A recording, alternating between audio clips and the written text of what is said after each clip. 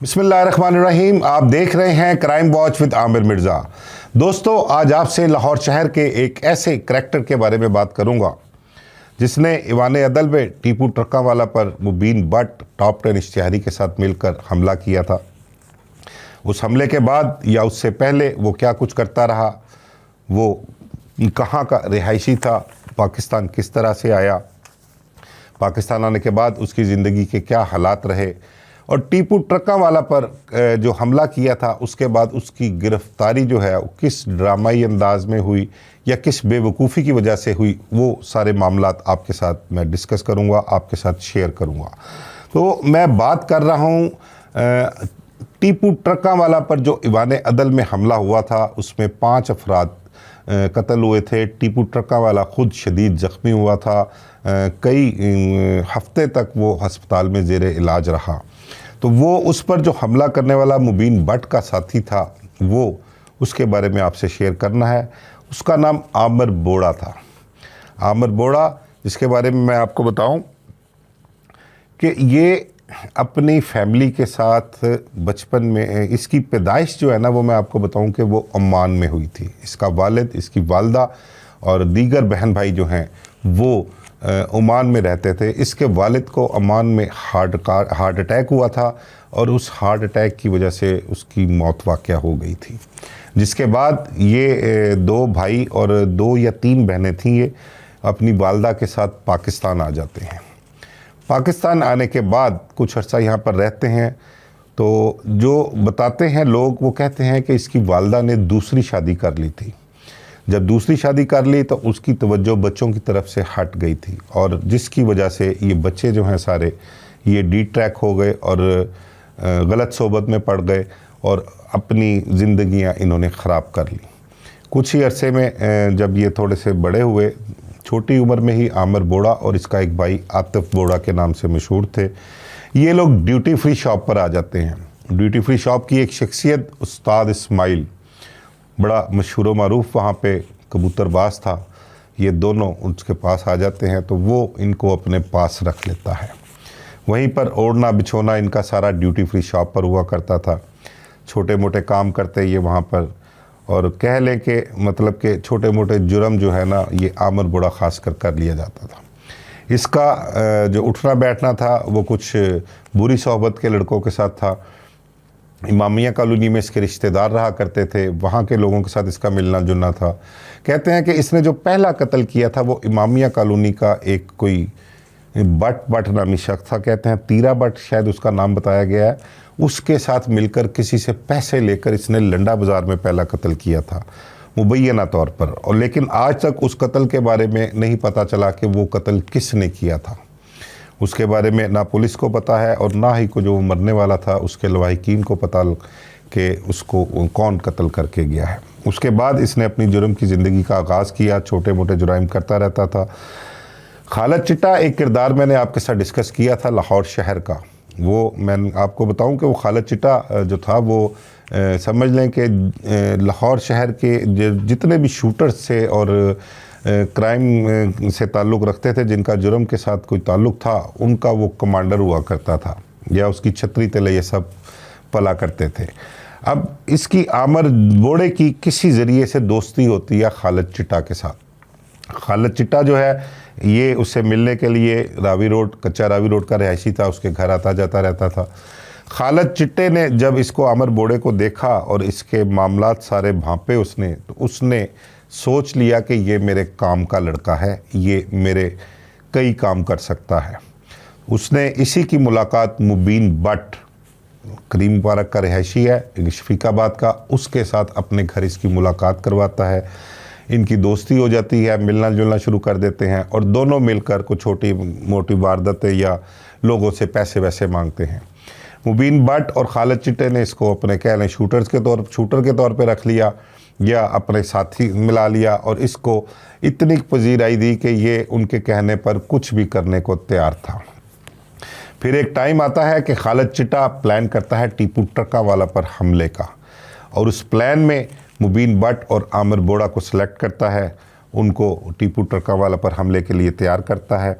लेकिन एक चीज़ आपको बताऊं, मैंने पहले भी आपके साथ डिस्कस किया था कि इन दोनों को खालिद चिट्टे ने ये नहीं बताया था कि जिस शख्स पर हमला करना है वो टीपू ट्रक्का वाला है। अगर उन्हें ये पता होता तो शायद वो हमला ना करते, शायद वो टाल देते या इनकार कर देते। लेकिन जब वहाँ पर टीपू ट्रक्का वाला ईवान अदल जाना होता है, उसने ईवान अदल के साथ एक कोई दफ्तर था, औकाफ का कहते हैं, वहाँ पर ऑफिस है। वहाँ पर टीपू ट्रक्का वाला का जो अड्डा है वो औकाफ के अंडर है और वहाँ उसके कुछ मामलात थे, उसके लिए टीपू ने वहाँ पर जाना ही जाना था, उसका जाना बहुत ज़रूरी था वहाँ पर। तो वो अपने साथियों, गनमैनों और कोई पुलिस मुलाजम भी थे जो उसके साथ गनमैन थे, उनके साथ वहाँ पर जाता है। तो ये पहले ही जो घात लगा कर बैठे होते हैं, पहले ही फील्डिंग इन्होंने लगाई होती है, ये वहाँ पर टीपू ट्रक्का वाला पर हमला कर देते हैं। अच्छा, एक और बड़ी इंटरेस्टिंग बात बताऊँ आपको, जो बाद में पता लगी मुझे, आमिर बोड़ा और मुबीन भट्ट ने बाद में किसी से डिस्कस की कि जब टीपू ट्रक्का वाला पर हमला करते हैं ना, तो जो क्लाशनकोफ आमिर बोड़े के पास होती है ना, उसकी पिन टूट जाती है और उसकी क्लाशन चलती ही नहीं। कहते हैं कि हमला जो किया गया, गोलियां जो चलाई गई थी वो मुबीन भट्ट की तरफ से ज़्यादा चलाई गई थी और साथ ही उसके एक दो साथी और थे, उन्होंने चलाई। आमिर बोड़े की क्लाशनकोफ वहाँ पर नहीं चली थी। कहते हैं अगर वो आमिर बोड़े की भी क्लाशनकोफ वहाँ पर चलती तो वहाँ पर इंसानी जानों का ज़्यादा ज़िया होना था। तो एक ये भी उसमें मामले में एक बात सामने आई थी, मैंने कहा मैं आपके साथ शेयर करूँ। उसके बाद आमिर बोड़ा जो है वो वहाँ से फ़रार हो जाता है और फ़रार होकर वो इमामिया कॉलोनी अपने रिश्तेदारों के घर चला जाता है, वहाँ पर रहता है। और इसको हालात मैं आपको बताऊं कि इस वाक़े के बाद इसको खालिद चिट्टा भी नहीं मिला और मुबीन भट्ट भी नहीं मिला, क्योंकि बात सारी खुल गई थी कि हमला कैसे हुआ, किसने किया और क्या प्लानिंग थी, जिसकी वजह से सारे ही भाग गए थे। अब इसने भी आफियत यही जानी कि मैं भी रूपोश रहूँ, कहीं भाग जाऊँ, लेकिन ये इमामिया कॉलोनी के इलाके में अपनी आमदरफ जारी रखता था। इसकी गिरफ़्तारी किस तरह से हुई वो मैं आपके साथ डिस्कस करता हूँ। ये इमामिया कॉलोनी के इलाके में वहाँ पर निकलता है सिगरेट लेने के लिए, मोटरसाइकिल पे जाता है। मोटरसाइकिल पे एक दुकान के बाहर खड़ा होकर उसको सिगरेटों वाले को कहता है कि सिगरेट की डब्बी फेंक दो। उसने कहा जी पैसे दो। उनका पैसे आ जाते हैं, तुम डब्बी तो भेजो। इस बात पे वो इसको पैसों के बगैर सिगरेट नहीं देता। इस बात पे इसकी उसके साथ तलखी हो जाती है। इतनी ज़्यादा उम्र का नहीं था ये, कच्चे ज़हन का था और उसको कुछ आइडिया भी नहीं था। उसके साथ तलखी में, गुस्से में कह लें कि या इसने फड़ मारी कि असी तो उन्होंने 5 मार के आए हैं, 5 मारे ने तो तू साढ़े को सिगरेटां दे पैसे मंगना पाया, तेनों मैं निबड़ लाँगा। उसको धमकी लगाता है इस तरह से करके, वो धमकी लगा के चला जाता है। अच्छा, वो पानों सिगरेटों वाला जो होता है वो बड़ा सियाना होता है। वो उस इलाके की एक कोई शख्सियत है, कुछ शाहिद नाम का बंदा है, वो उसके साथ डिस्कस करता है। उसने कहा जी फलां फलां नां दा बंदा इत्थे रह रहा आके, उन्हें मैनू ये गल कीती है।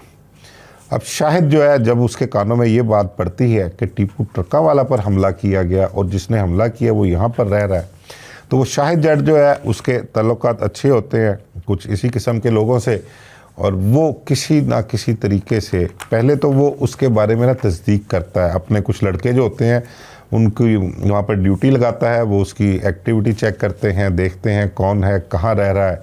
तो खैर जब उसकी तसल्ली हो जाती है, वो अपना एक आधा लड़का भी उसके साथ जोड़ता है कोई बहाने से, जिसकी उसके साथ वही मुकामी लड़का था कोई, वो उसके साथ दोस्ती हो जाती है और आमिर बोड़ा कुछ ही दिनों में उसके साथ मोटरसाइकिल पे आना जाना भी शुरू कर देता है।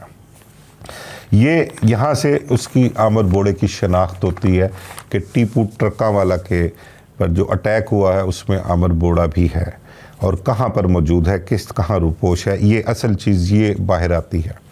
शाहिद जो होता है वो किसी ज़रिए से रब्ता करता है टीपू ट्रक्का वाला से और उसको इन्फॉर्मेशन देता है कि इस तरह से तुम पर जो हमला हुआ था, वो हमला एक हमलावर जो है वो यहाँ पर मौजूद है, मैं जानता हूँ उसको, कहाँ पर है वो पकड़ा जा सकता है। तो मेरे ज़राए का कहना है कि आमिर बोड़े की गिरफ़्तारी के लिए उस वक्त जो है वो कुछ 13 लाख रुपया जो है ना वो मुखबरी के लिए दिया गया और टीपू ट्रक्का वाला ने पुलिस को इन्फॉर्मेशन दी और उस इंफॉर्मेशन की बिना पर क्या हुआ कि वो शाहिद ने जो अपना एक दोस्त, अपना लड़का उसके साथ जुड़ा हुआ था, वो आमिर बोड़े को मोटरसाइकिल पर लेकर निकलता है और टीपू ने पुलिस अफसरान के साथ मिलकर अपनी सारी प्लानिंग की होती है उसकी गिरफ्तारी के लिए। और आमिर बोड़ा जो है उसके साथ मोटरसाइकिल पे जब जा रहा होता है तो आगे से जब पुलिस उनको पकड़ने के लिए आती है तो वो लड़का जो आमिर बोड़े को साथ बिठा कर ले जा रहा होता है वो वहाँ पर अपनी मोटरसाइकिल गिरा देता है। इस तरह से पुलिस आमिर बोड़े को और उस लड़के को दोनों को मौके पर से गिरफ्तार कर लेती है। आमिर बोड़े को साथ ले जाते हैं, लेकिन बाद में उसको लड़का जो होता है वो उसको छोड़ देते हैं। वो क्योंकि उनके प्लान का हिस्सा था, पुलिस का कहते हैं कि वो साथी था, उनका मुखबर था और उसी की वजह से आमिर बोड़े को गिरफ़्तार किया गया था।